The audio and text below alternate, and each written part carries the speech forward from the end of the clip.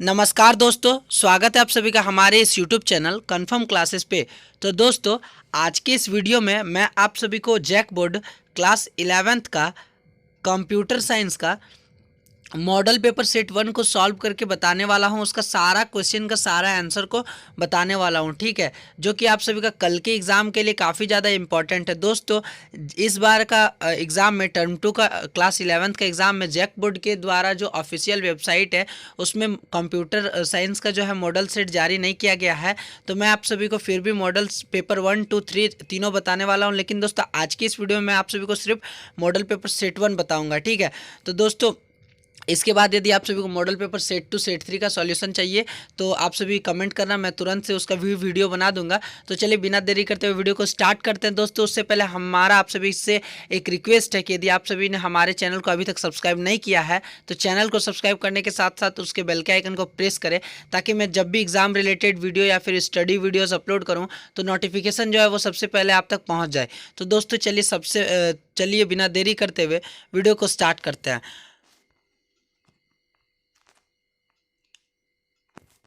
तो दोस्तों, यहाँ पे देख सकते हैं कि सेक्शन ए में आप सभी को very short types of question मिलने वाला है, ठीक है।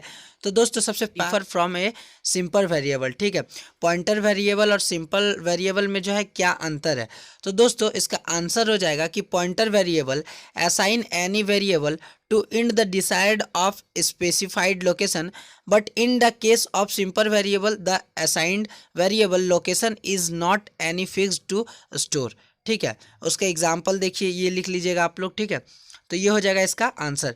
दोस्तों, सेकंड नंबर क्वेश्चन कह रहा है कि what is the similarity and difference between break and continue statements, ठीक है। तो इसका आंसर हो जाएगा कि simplicity of break statement is that in both condition the statement follow the next term when the given condition match, but the difference of the break and continue is that in break it stop the execution but in continue it goes for next। ये हो जाएगा आपका इसका answer, ठीक है। इसको आप लोग नोट कर लीजिए। तो दोस्तों, थर्ड नंबर क्वेश्चन का था कि write about the following function. Islower क्या होता है और टॉपर क्या होता है, ठीक है। तो islower it converts the upper case letter to lower case, ठीक है। उसके बाद टॉपर का आंसर हो जाएगा कि it converts the letter from the lower case to upper case. ये हो जाएगा आपका इसका थर्ड नंबर का आंसर। दोस्तों, फोर्थ नंबर क्वेश्चन कह रहा है कि what do you mean by copy instructor. Copy instructor से आप क्या समझते हैं? तो दोस्तों, कॉपी इंस्ट्रक्टर इसका आंसर लिखना है कि it is a special constructor for creating new object. It construct to the reference to an object of the same time to be followed by parameter, ठीक है। उसके बाद आप सभी को ये एग्जांपल लिख देना है। तो ये हो जाएगा आपका इसका आंसर, ठीक है।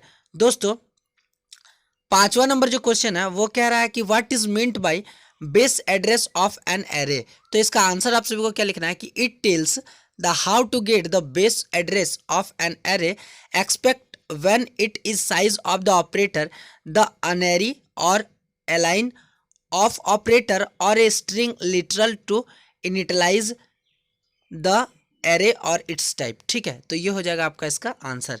तो दोस्तों, इसको आप लोग नोट कर लीजिए। दोस्तों, छठा नंबर जो क्वेश्चन है यानी कि 6 नंबर क्वेश्चन कह रहा है कि they find the following a dynamic data structure और बी पॉइंटर्स, ठीक है। तो सबसे पहले आप सभी को डायनेमिक डेटा स्ट्रक्चर डैश दे के लिखना है क्या कि it charge the size of program as needed to allocate and deallocate memory from the heap, ठीक है। उसके बाद दोस्तों, पॉइंटर्स का क्या लिखना है कि it code execute the allocation from memory to invoke the function to pass argument in its printer, ठीक है। तो ये हो जाएगा इसका आंसर। दोस्तों, सातवां नंबर क्वेश्चन कह रहा है, सातवां नंबर क्वेश्चन कहता है कि what are the function of the following header file, ठीक है। पहला string dot H, C type dot H, ठीक है। तो दोस्तों, इसका आंसर हो जाएगा, फर्स्ट का आंसर हो जाएगा कि one plus puts the string function in the STD name space to global name space example constructor dot int, ठीक है। उसके बाद बी नंबर लिखना है कि it helps to use standard prefix in function, ठीक है। ये हो जाएगा आपका इसका आंसर। इसको आप लोग नोट कर लीजिए। तो दोस्तों, सेक्शन ए में 7 क्वेश्चन था, मैंने आप सभी को बता दिया। और उसका आंसर भी बता दिया। दोस्तों सेक्शन बी में यानी कि short type of question, short answer type of, is the difference between a tuple and an attribute. ठीक है, तो दोस्तों इसका आंसर हो जाएगा कि relation is a 2 dimension table in 1 row respectively. ठीक है, the relation, the rows of relation called tuple attributes are the entity of, but the two or more than two attributes or combination are the coordinate keys are unique used as primary key। तो दोस्तों ये हो जाएगा आपका 8 number का answer. ठीक है दोस्तों, अगला क्वेश्चन की ओर चलते हैं। 9th नंबर क्वेश्चन कह रहा है कि what are the facilities provide the server in a network environment. तो दोस्तों इसका आंसर हो जाएगा कि server is a physical computer dedicated to run more service to serve the needs of the user of the computer or a given network depending on the network service on database server। ठीक है, तो ये हो जाएगा आपका इसका 9th number का answer. दोस्तों 10 नंबर क्वेश्चन कह रहा है कि differentiate between LAN and MAN। ठीक है, तो LAN यानी कि इसका फुल फॉर्म होता है लोकल एरिया नेटवर्क। ठीक है, लैन का फुल फॉर्म क्या होता है, लोकल एरिया नेटवर्क, और MAN का फुल फॉर्म होता है कि मेट्रोपॉलिटन एरिया नेटवर्क। ठीक है, तो दोस्तों लोकल एरिया नेटवर्क का आप सभी को क्या डिफिनेशन लिखना है कि local area network a group of computer that share a common connection and are usually in small area or building. ठीक है, उसके बाद दोस्तों MAN का फुल फॉर्म क्या MAN का डिफिनेशन क्या लिखना है कि metropolitan area network is the largest network that connects computer user in particular area or region. Example large university by the ISP cable TV or large corporation. दोस्तों 11th number लिखना है आप सभी को। 11th नंबर क्वेश्चन कह रहा है कि define the following terms INF और की। ठीक है, INF, तो दोस्तों INF का आप सभी को डिफिनेशन लिखना है कि it is known as standard for the formation, it is known. तो दोस्तों INF का आप सभी को डिफिनेशन लिखना है कि it is known as standard for the information used for installation of software and drive INF file used for installing the device driver for hardware components। ठीक है, उसके बाद दोस्तों की का आप सभी को डिफिनेशन लिखना है कि key compare the object and then return object used by the container to compare keys.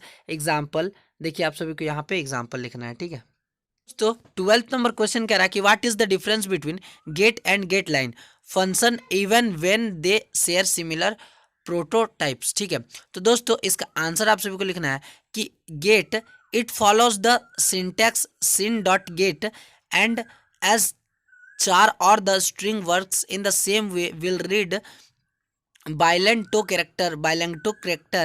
ठीक है, and or unit, but in the case of get line is the same as the calling the get line or scene। ठीक है, उसके बाद दोस्तों आप सभी को देखिए यहाँ पे दोस्तों, उसके बाद आप सभी को एग्जाम्पल लिखना है। ठीक है, तो दोस्तों अगला क्वेश्चन कहता है यानी कि 13वां नंबर क्वेश्चन कर रहा है कि define any two of the following terms variable encoder DCL। ठीक है, इसमें से कोई 2 ठो को डिफाइन करना है। तो दोस्तों मैं आप सभी को तीनों बता दे रहा हूँ, तीनों में से यहाँ पे देख सकते हैं तीनों को बताया हुआ है, तीनों में से आप सभी कोई 2 ठो लिख सकते हैं। ठीक है, क्या, क्योंकि डिफाइन एनी टू कोई 2 को लिखना है। ठीक है, तो दोस्तों सबसे पहले variable as the name stand information which always changes at the given program required during the process index y। ठीक है दोस्तों, इनकोडर का डिफिनेशन हो जाएगा कि encoder is a device circuit transducer software program and algorithm or person that converted from one format or the another. दोस्तों DCL का आप सभी को क्या एग्जांपल लिखना है। दोस्तों DCL का आप सभी को क्या डिफिनेशन लिखना है। तो दोस्तों DCL का आप सभी को डिफिनेशन लिखना है कि it is known as data control language which is similar to computer programming language use to control access to data is stored in database. ठीक है, तो ये हो जाएगा आप सभी का इसका आंसर। दोस्तों इसको आप लोग नोट कर लीजिए। 14वां नंबर क्वेश्चन कहता है यानी कि 14th नंबर क्वेश्चन कहता है कि how does a class enforce data hiding encapsulation. ठीक है, तो इसका आंसर आप सभी को देखिए ये लिखना है। इन ए class It enforce data hiding is associated with the class group having three section: private, protected and public, in which private and protected members are remain same. Thus private and the protected members class enforces the data hiding, but the encapsulation orders the wrapping data and associated function into a single unit is known as encapsulation. ठीक है, तो दोस्तों ये हो जाएगा आपका इसका answer. उसके बाद दोस्तों चलते हैं 15th नंबर क्वेश्चन की ओर। दोस्तों 15th नंबर क्वेश्चन देख सकते हैं, कहता है कि what is the world wide web and right it's advantage. World wide web क्या होता है और इसका एडवांटेज लिखना है। तो दोस्तों सबसे पहले आप सभी को वर्ल्ड वाइड वेब्स के बारे में लिखना है और इसका एडवांटेज देख सकते हैं, यहाँ से यहाँ तक लिखा हुआ है। ठीक है, तो इसका आंसर हो जाएगा कि the world wide web is an internet service based on A common set of protocols which allows a particularly configured server computer to distribute documents across the internet in a standard way। इसका उसके बाद advantage लिखना है कि availability of manually free information, low cost of initial connection, the same protocol of communication can be used for all these services, facilities rapid interactive communication, facilities the exchange of huge volume of data, facilities access to different source of information which is continuously updated। तो दोस्तों ये हो जाएगा आपका इसका 15th number का answer. दोस्तों देख सकते हैं 16th नंबर क्वेश्चन कह रहा है कि what is this pointer, what is its significance, right N algorithm for delete operation in A Q. ठीक है दोस्तों, इसका आंसर हो जाएगा कि पॉइंटर देके आप सभी को डैश लिखना है और इतना से इतना तक आप सभी को लिखना है कि pointer does not have any data in himself, it's point two a variable. उसके बाद दोस्तों आप सभी को पैराग्राफ चेंज करके क्या लिखना है कि this significant of the pointer is that the pointer manages the memory and its size in a constructive ways within the block of memory. Even cell has the same numbers.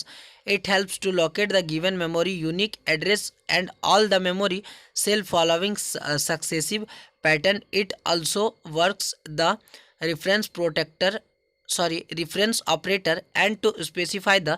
उसके बाद दोस्तों इतना लिखने के बाद आप सभी को फिर क्या लिखना है, इतना लिखने के बाद दोस्तों आप सभी क्या लिखेंगे यहाँ पे देख लीजिए, यहाँ से लेकर के पूरा यहाँ तक। ठीक है, तो दोस्तों इसको आप लोग नोट कर लीजिए।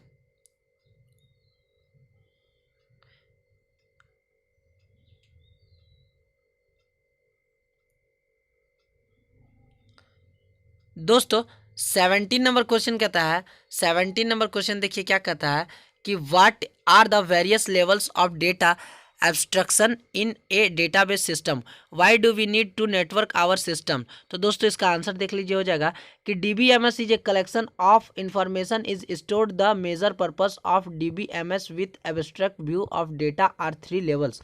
External view, highest level of abstraction, it shows or describe only those portion of database which concern user or application program on conceptual view।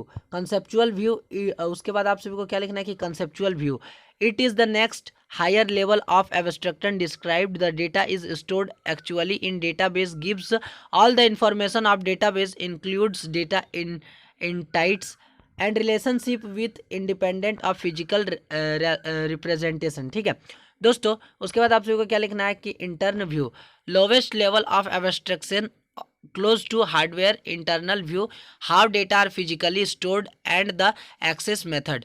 दोस्तों उसके बाद आप सभी को क्या लिखना है कि networking in necessary for the following reason. सबसे फर्स्ट रीजन आप सभी को क्या लिखना है कि to share computer files, networks provide a very easy method to share the files with different user.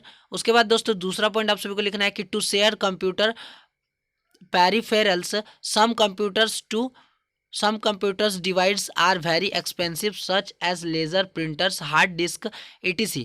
Networks enable us to share their costly device. Third point आप सभी को क्या लिखना है कि to enable different computers to communicate each other, networks allow unlike computer to communicate with each other. पांचवा point आप सभी को क्या लिखना है कि to improve communication in speed and accuracy. उसके लास्ट पॉइंट आप सभी को क्या लिखना है कि to reduce cost of transfer.